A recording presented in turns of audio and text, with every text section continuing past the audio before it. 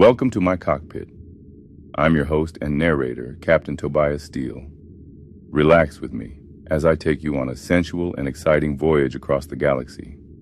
Unleash your science fiction fantasies with these action-packed tales featuring mature and provocative adventures. Viewer discretion is advised.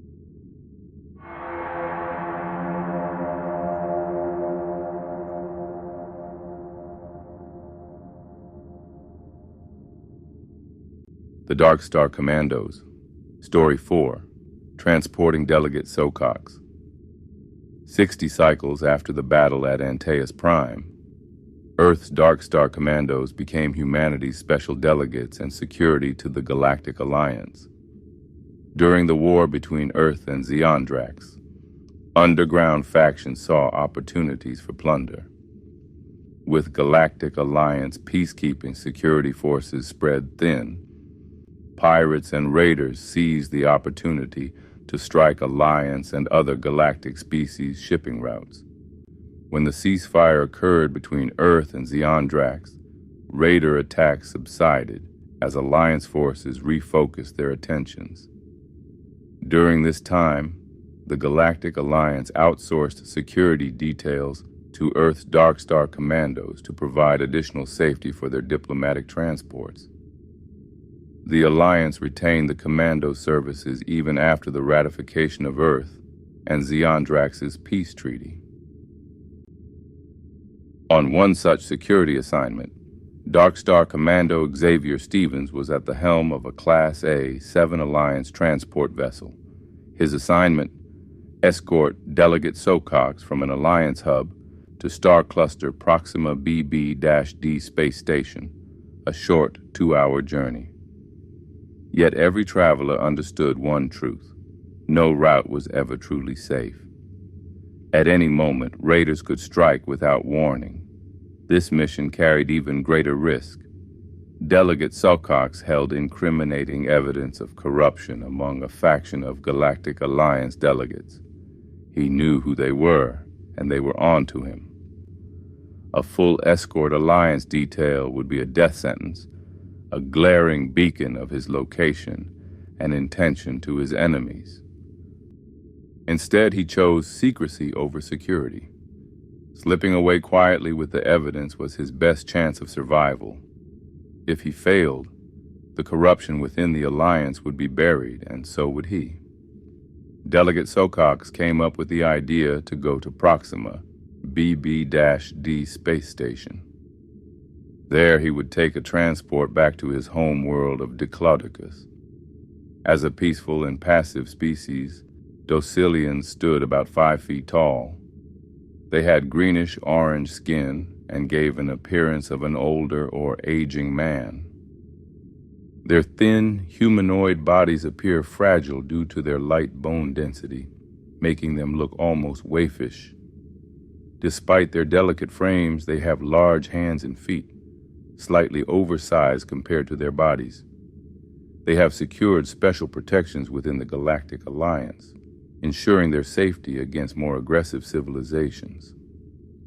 Their gentle, cautious demeanor, however, does not equate to weakness, as they are highly intelligent, known for their keen problem-solving skills and adaptability. Commando Stevens stood at the boarding ramp, arms crossed over his large chest, his security detail armor tailored to his muscular frame, accentuating his augmented physique. His broad shoulders and thick, powerful arms looked as though at any moment he could crush steel. Yet he moved with stoic control, a paradox of dominance and restraint.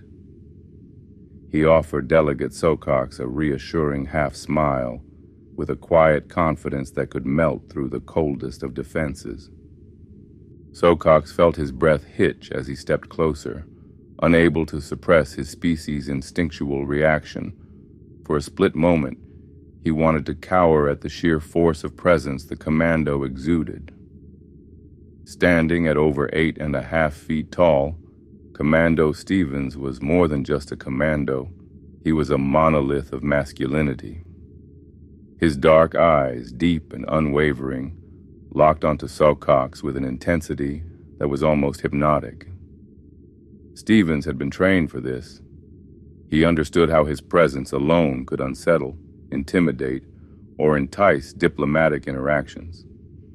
But today, his focus was on reassuring. Slowly, deliberately, he slightly bowed and placed a massive hand on the small of Socox's back. Stevens' thick fingers spread wide across the velvety fabric of Socox's cloak. The touch was firm, yet devastatingly gentle, a contrast that sent an unexpected shiver through Socox's spine. Stevens guided him forward to his seat, his voice low and smooth, like rolling thunder softened by distance. "We'll have safe travels, Delegate. You're in my care now." The words held weight, but it was the way Stevens said them, intimate, close, as though they were meant just for him. It made something tighten in the pit of the Delegate's stomach. As the ship exited the launch bay, Stevens turned to him once more, that same half-smile lingering on his lips. It wasn't just a reassurance. It was a promise of protection, of control, of something Socox wasn't entirely sure he wanted to name just yet. Stevens entered in their coordinates, engaged the hyperdrive, and they were off into the void. Halfway through their trip, an urgent blip rang out across the console. Long-range sensors detected multiple unregistered ship signatures, Tangali raiders. Commando Stevens' jaw tightened as he scanned the data. Their vessel, a Class A-7 Alliance stealth transport, was cloaked, but he knew certain high-grade scanners could still detect their presence. He took immediate evasive action, adjusting their course in a sharp attempt to slip away unnoticed. Too late. A shrill alarm punctuated the cockpit, confirming what Stevens already knew. Their stealth had been compromised. "They spotted us," he stated, his deep voice unnervingly calm despite the chaos. From the co-pilot's seat, Delegate Socox let out a shaky breath, his delicate hands gripping the chair's arms. He had been through diplomatic turmoil before, but this was different. "Hold tight," Stevens warned, and without another word, he yanked the controls, forcing the vessel into a hard, gut-wrenching dive. Socox gasped as the gravitational compensators struggled to keep up. The muscles in Stevens' massive arms flexed, his grip firm and unyielding, the tendons in his forearms taut like steel cables. Despite himself, Socox felt a heat rise in his chest, a combination of fear and something else entirely. But there was no time for distractions. The raiders had locked on. As a commando, Stevens welcomed battle. However, he attempted to keep himself composed as his first priority was the Delegate's safety. Still, it was hard for him to contain his enthusiasm. The three enemy ships closed in, their scarred, predatory hulls glinting against the starlight. If they noticed it was an Alliance transport ship, they wouldn't want to destroy the transport. Not yet. They would want prisoners. "Not today, assholes," Stevens growled as he activated the ship's automated missile defense system, the ship's shields deflecting the raiders' plasma blasts. A sharp whir filled the cabin as the targeting system engaged. The moment the first raider ship entered the kill zone, Stevens took a hard right, sending their vessel into a controlled spin that flung them into a perfect attack position. He slyly said, "Come to Daddy," smiling as he locked on. He fired. The missiles hit their target. A stunning eruption of light tore through the blackness as the first enemy ship burst apart, its debris scattering in a violent shockwave. The remaining two raiders split in opposite directions, attempting to flank him. Stevens, grinning, welcomed the challenge.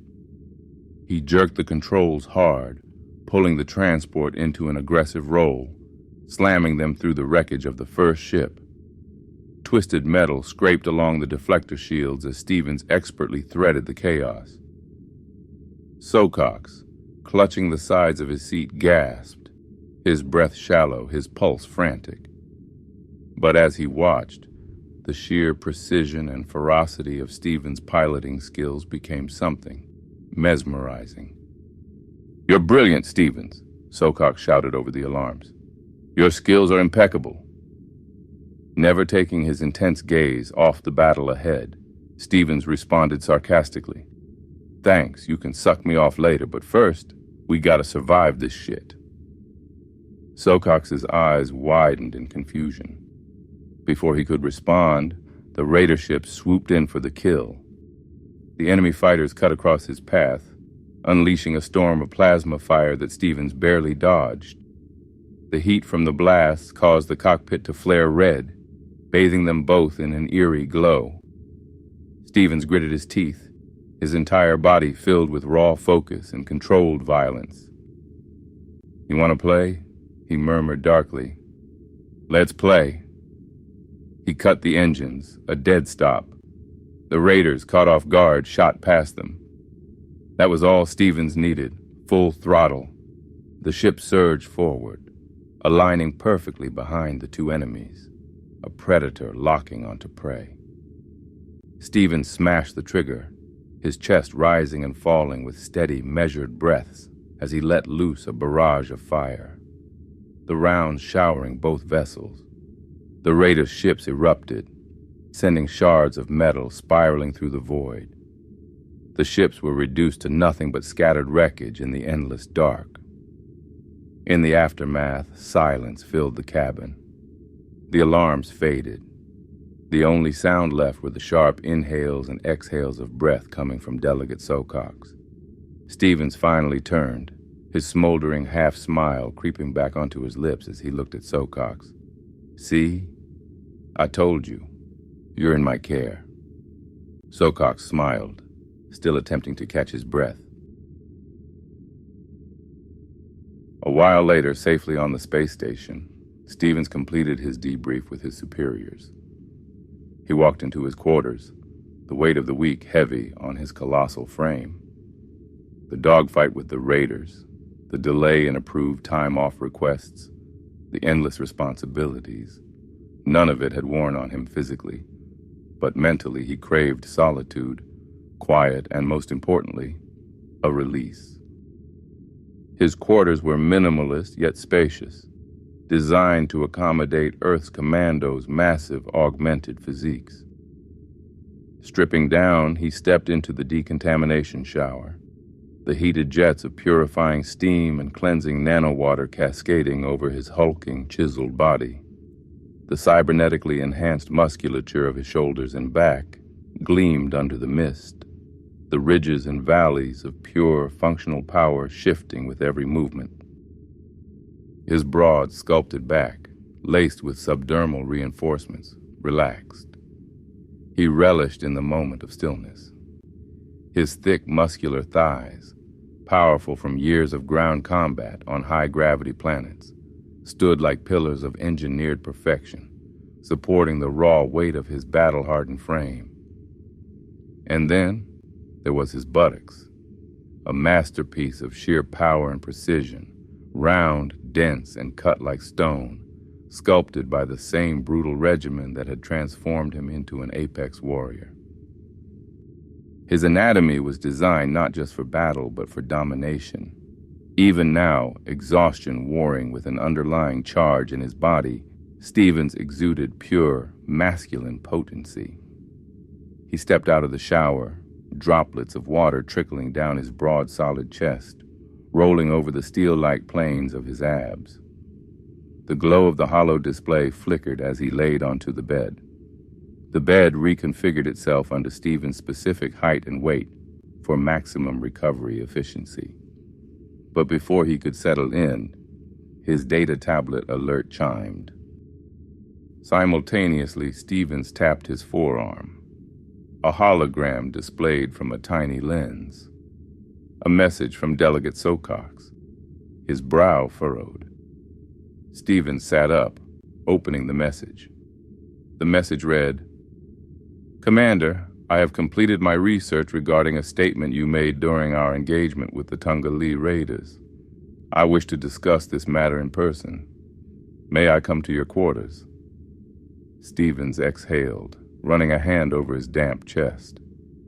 He had no time for diplomatic pleasantries, but if Socox had intel on the raiders' command location, it could be crucial. Stevens replied, "Understood. Come at once." He stood, muscles tensing. He grabbed a robe, securing it loosely around his warm body before striding toward the door. When the door chime buzzed, Stevens opened it and said, "Delegate." He greeted smoothly, his deep, rich voice a resonance of control and charisma. He motioned toward the chair inside his quarters. "Please, have a seat." Socox stepped in, grateful but cautious, his eyes subtly drifting over Stevens, who, half covered by the robe, exuded raw and virile energy. Stevens leaned against the edge of a desk, his body relaxed yet imposing, his dark eyes intensely locked into Socox's. "You mentioned new information. What did you find?" Stevens requested. Socox straightened, his thin fingers twitching, his expression oddly nervous yet expectant. "Yes, Commando Stevens, thank you for receiving me at such an hour," Socox said, voice measured. "During our skirmish, you made a statement that I cataloged for later research. I have now completed my research using Earth's database and..." He hesitated, then continued, "I wish to accept your invitation."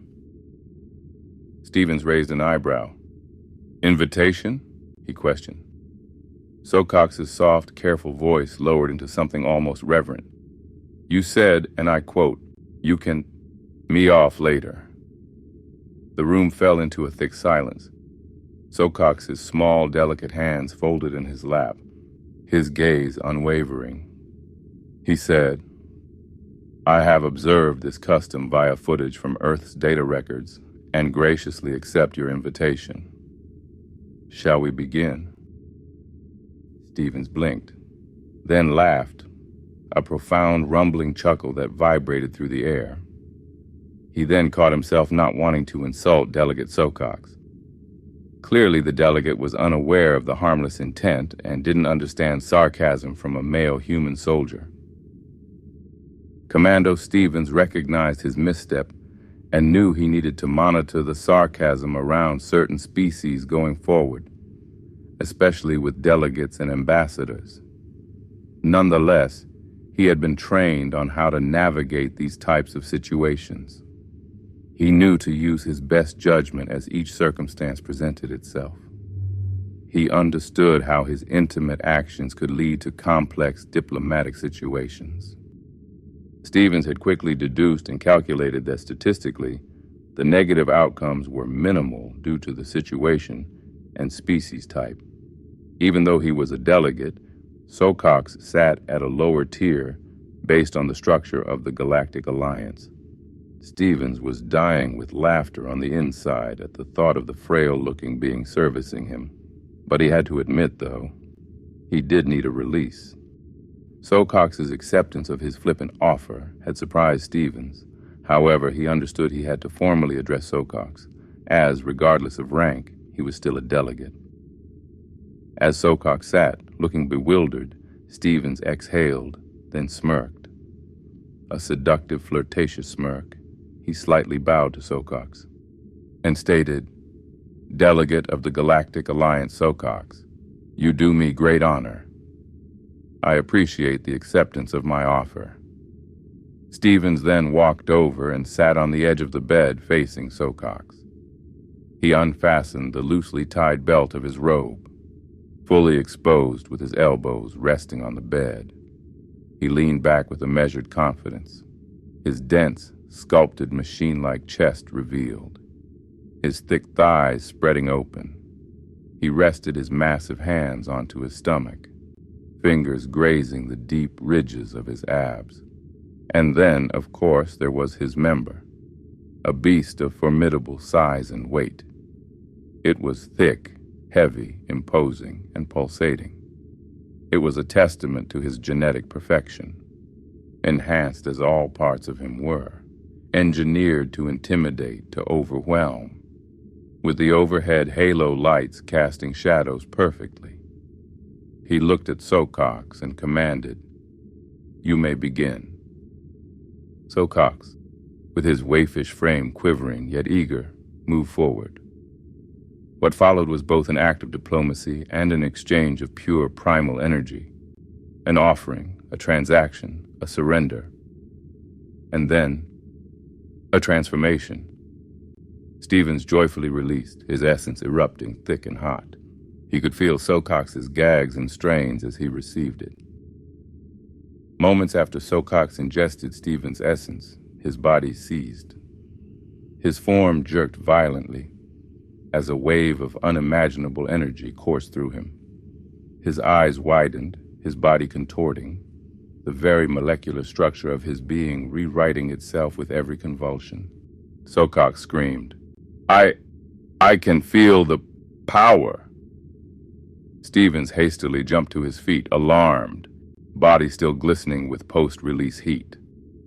Socox shook, radiating a glow that grew brighter, uncontrollable. As the smoke and steam began to clear, still fully nude, Stevens took a slow step back, his breath still and his fists clenched, his aggressive stance ready to engage in combat. Socox was no longer fragile, wayfish, cowering. He was now pure mass, pure muscle, a titan of raw strength. Though his height remained the same, his frame had tripled in width, his limbs thickened with undiluted power. His veins pulsed, his newly forged biceps flexed, waves of energy radiating from his transformed body. Socox grinned and looked down at his huge pulsating arms and chest, his breath heavy, his fists tight. "I feel amazing. I am reborn," Socox said excitably. Stevens, still reeling, still bare, stared at the muscular, transformed being before him that his essence had created. Stevens shook his head in disbelief and muttered, "I'm never getting head from an alien again."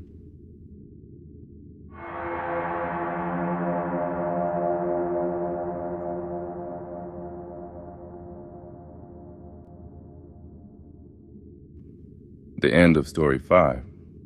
Please feel free to leave a comment, like, or subscribe. It helps share this story with other science fiction listeners. Where will Story 6 take us? As always, thank you for watching.